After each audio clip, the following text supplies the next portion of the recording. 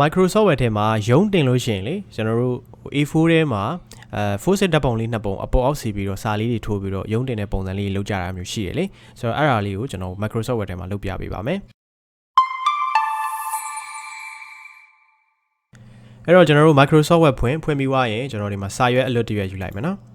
အဲ့တော့ A4 size နဲ့ပဲကျွန်တော်လုပ်ပြမယ်အဲ့တော့ဘာမှမရိုက်ခင်ကျွန်တော်တို့ဒီမှာlayout ထဲကိုသွားပါ2010 version သုံးတဲ့သူတွေဆိုတော့ page layout ဆိုပြီးတော့ပေါ်လိမ့်မယ်ပေါ့နော်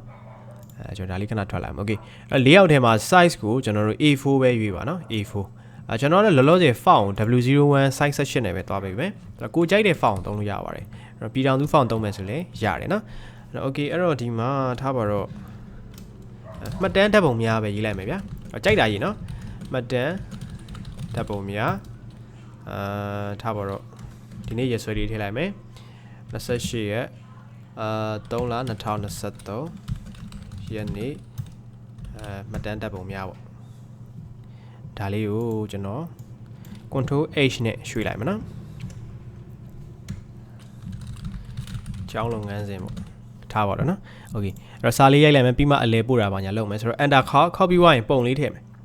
အဲ့တော့ပုံထည့်ဖို့အတွက်က insert တွေကိုသွားတယ်ပြီးသွားရင် picture တွေကိုသွားပြီးတော့ကိုယ့်ရဲ့ computer ထဲမှာရှိတဲ့ဓာတ်ပုံသွားရွေးမယ်ပေါ့နော်အဲ့ဒါတော့ကိုသိမ်းထားတဲ့နေရာကိုသွားပေးပါ desktop ဘောကလည်းဖြစ်ချင်းဖြစ်မယ်ဒီထဲကလည်းဖြစ်ချင်းဖြစ်မယ်ကျွန်တော်တော့ဒီထဲပဲသွားလိုက်မယ်ဒီထဲမှာပဲကျွန်တော်အကုန်စုထည့်ထားတယ်ပေါ့နော်အဲ့တော့ဒီထဲကိုသွားပြီးတော့ကျွန်တော်အဲ့မှာပိုတိုထဲကိုဝင်လိုက်မယ်လောလောဆယ်နမူနာအနေနဲ့ပုံလေးတစ်ပုံနှစ်ပုံလောက်ထည့်လိုက်မယ်ပေါ့နော် okay ဆိုတော့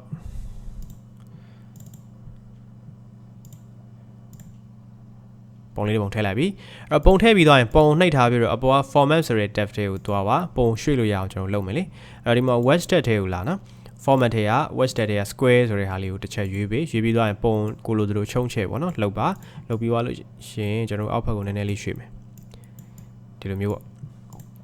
ဆိုတော့ဒါလေးကိုအလဲပို့ခြင်းလည်းရတယ်အလဲပို့ပြီးသွားရင်ဘိုးတင်နည်းနည်းကြီးခြင်းလည်းကြီးပေါ့ဒီမှာ underline တွေပါတားမယ်ဆိုလည်းရတယ်okay ဒါကိုအောက်ဘက်မှာထပ်ပြီးထည့်မှာဖြစ်တဲ့အတွက်သူ့ကို selection ပေးပြီးတော့ control နဲ့ C နဲ့နှိပ်ပြီးတော့ copy လုပ်လိုက်မယ်လုပ်ပြီးတော့ရင်ဒီအောက်မှာကျွန်တော်တို့ cursor ကလောလောဆယ်ချလို့မရဘူးအဲ့တော့ဘာလုပ်မလဲဒီနားလောက်မှာ double click နှိပ်ပေးပါ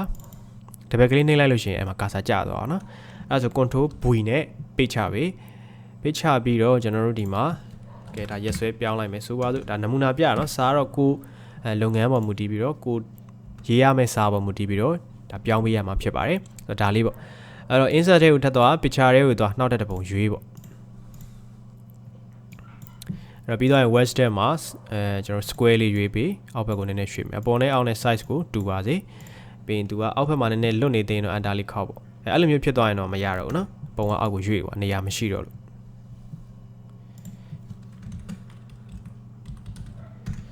ယနေ့ပညာဒါနပေါ့နော်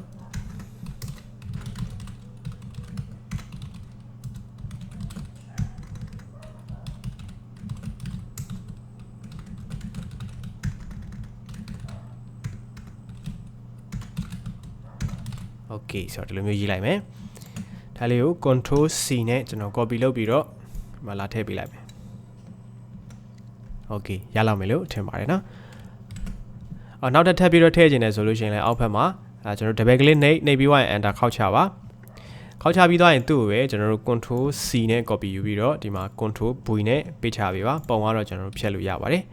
အဲ့တော့ဒီမှာ30ရက်နေပေါ့နော်ပြီးတော့ insert picture တွေကိုသွားတခြားဓာတ်ပုံတွေထည့်ပါအထောင်ထည့်လည်းရတယ်အထောင်ထည့်ပြီးပုံထည့်ပြီးသွားရင်ကျွန်တော်အမြဲတမ်း wedge tab တွေက square တော့ရွေးပေးပါနော်အဲ့ဒါမှကျွန်တော်တို့ရွှေ့လို့ရမှာဖြစ်ပါတယ်အဲ့တခါလေးပုံတွေထဲမှာကျွန်တော်မလိုအပ်တဲ့အပိုင်းတွေပါလို့ရှိရင်လည်းဒီမှာ crop နဲ့ဖြတ်လို့ရတယ်အပေါ်က format tab ထဲမှာပဲနော် crop ကိုနှိပ်ပြီးတော့ကိုလိုအပ်တဲ့အနေထားလောက်ကိုကျွန်တော်တို့ဖြတ်ပေးလို့လည်းရပါတယ်ပြီးတော့ crop ပြန်နှိပ်ပြီးတော့ပိတ်ပေးပါ